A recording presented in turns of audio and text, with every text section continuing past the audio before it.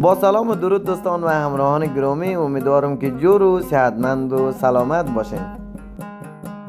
بازم با شما هستم با معرفی یک خانه شیک و زیبا در شهرک رضا، کوچه 26.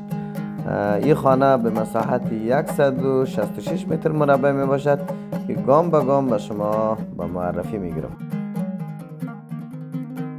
بله دوستان عزیز، حیات خانه را می بینید که خیلی عالی و نمای خانه خیلی زیبا هست.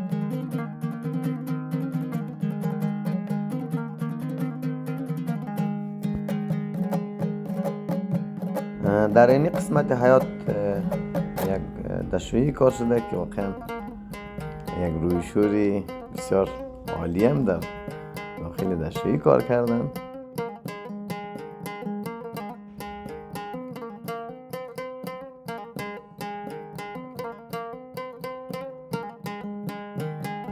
قسمت راپله خانه هست و اینجا بسیار یک جای کفشی عالی کار کرده. واقعا دستی سازنده درد نکنه، طراحیایی میکنه که واقعا خیلی دلنشینه.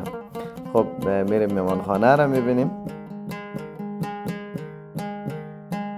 میمانخانه دارای به مساحت 36 متر هست که 3 فرش کامل، 3 فرش 12 متره.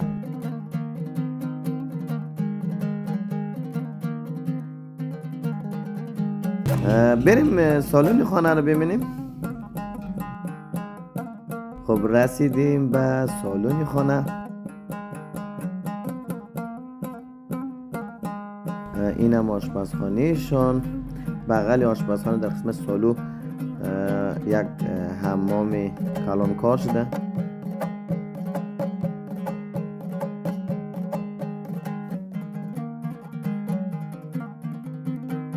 خب میریم اتاق خوابشان رو میبینیم. اتاق خوابش هم 12 متره. از این قسمت اتاق خواب حیات خلوت کار شده که برای نورگیری و در داخل حیات خلوت هم که یک حمام و یک دستشویی کار شده. ببینین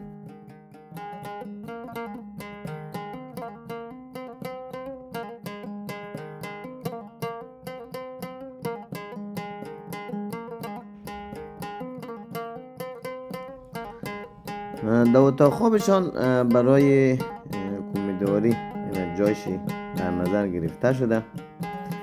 خب در پایان ویدیو قرار داریم.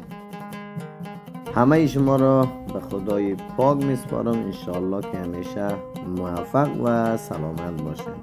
خدا یار و مددگار.